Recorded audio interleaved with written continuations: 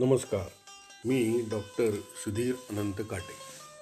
मौन राखणे, मौनात आहे, मौन आहे का, हे वाक्य तुमच्यासारखीच मीही अनेकदा ऐकलेली आहेत.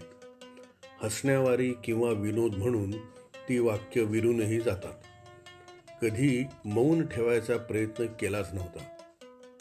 बोलायची जात्या सवय असणे आणि व्यवसाय बोलल्याशिवाय न चालणारा म्हणजे वैद्यकीय व्यवसाय, डॉक्टरकीचा आणि मोठा मित्रपरिवार. त्यामुळे बोलण्याची किंवा बडबड करण्याची सवय आणि आवश्यकता असतेच. मौनाचा विषय फक्त आध्यात्मिक भाषणे, वाचनातूनच वंदनीय असा होता. आमच्या परिचयातील एक वहिनी, ज्या मला रोज एका दिवसापुरतं उद्या काय टाळायचं, कशाचा त्याग करायचा याची यादी पाठवत असतात. त्यात त्यांनी 15 मिनिटे मौन पाळणे असं इतर खाण्यापिण्याच्या पदार्थांबरोबरच नुकतंच एक वाक्य पाठवलेलं होतं. मनात विचार आला, 15 मिनिटच ना, करून तर बघू म्हणून नियम पाळायचं ठरवलं. सुदैवाने माझ्या मदतीला हिवाळा आहे. हिवाळ्यात रुग्णसंख्या खूप कमी असते, त्यामुळे रुग्णही कमी प्रमाणात येतात. त्यामुळे न बोलणे, 15 मिनिटे मौन ही क्रिया सहज करता येईल असं मनानं ठरवलं आणि तयार झालो. खुर्चीवर शांतपणे बसलो.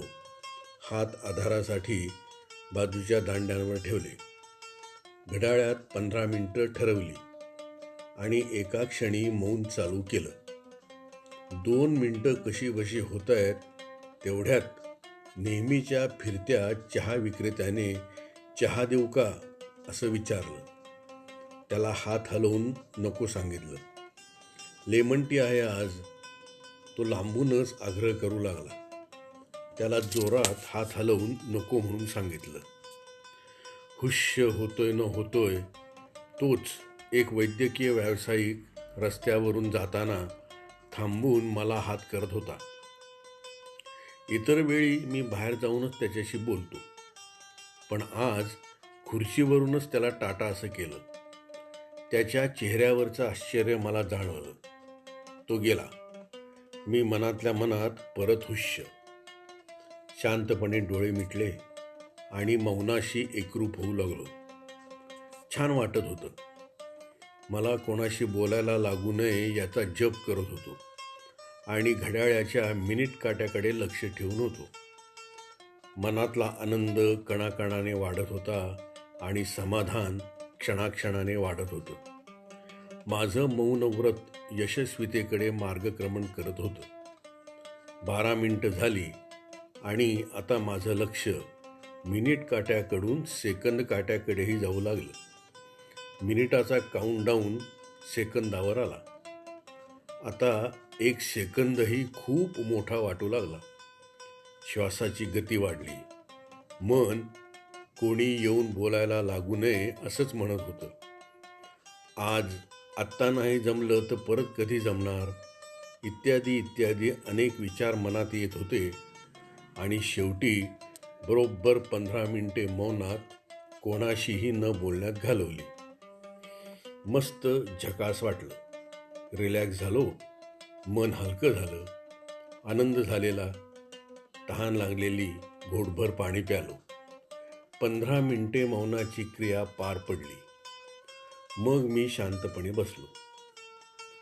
मग माझ्या मनात असा विचार आला की मौन ही खरं तर योगिक प्रक्रिया आहे आणि योग्य प्रक्रियेमध्ये चित्तवृत्ती निरोध हा असं मनातल्या विचारातही बोलता कामा नये असं झालं पाहिजे. तर ते काही माझ्याकडून झालेलं नव्हतं. मला एक गोष्ट जाणवायला लागली की मी तोंडातून शब्द काढला नाही म्हणजे मी फक्त गप्प राहिलो हे जरी खरं असलं तरी मौन ह्या योगिक क्रियेत अध्यात्मानुसार जी प्रक्रिया सांगितली जाते, मानली जाते ती झाली नाही. नुसतं गप्प बसण्याने खूप कामं सुरळीत होत असतीलही किंवा तसं इतर प्रकारे खूप फायदेशीरही असेल, पण मौन या योग क्रियेसाठी ते योग्य नाही. मी माझ्या मनात माझ्याशी कितीच्या काय बोलत होतो. पण मला लगेच लक्षात आलं की मौन म्हणजे आपण आपल्याशीही बोलायचं नाही. माझ्या मनात 15 मिनिटात इतके प्रश्न, शंका येत होत्या आणि मी मनातल्या मनात उत्तरेही देत होतो. साशंक होतो, खुश होतो. अशा अनेकविध भावनांनी माझं मन, मेंदू भरलेले होते. मनाला आणि मेंदूलाही शांतता मिळावी असाच विचार मौनामागे आहे.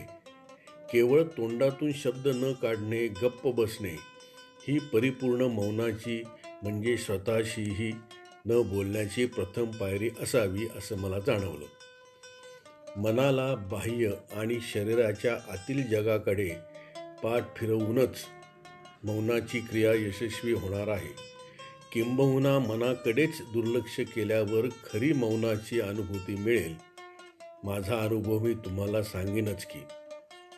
त्यामुळे आता परिपूर्ण मौन करावयाची प्रेरणा तरी मिळाली आणि तुम्हालाही मौनातील मौन, या गप्प बसणे या रूढार्थाने मौनातील, गर्भित अर्थाने मौन चित्तवृत्ती निरोध हा विचार सांगण्याची, बोलण्याची, ही मौनातली मौन या विषयाबद्दलची संधी मिळाली.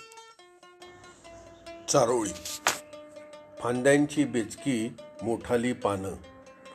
फांद्यांची बेचकी मोठाली पानं, खुद्द फांदीला ह्या ऋतूत उत्सुकता.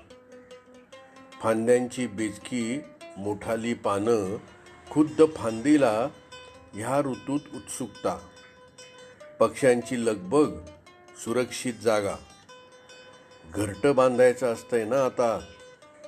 पक्ष्यांची लगबग, सुरक्षित जागा. घरटं बांधायचं असतंय ना आता. फांद्यांची बेचकी मोठाली पानं, खुद्द फांदीला ह्या ऋतूत उत्सुकता. पक्ष्यांची लगबग, सुरक्षित जागा. घरटं बांधायचं असतंय ना आता. प्राजक्त. धन्यवाद.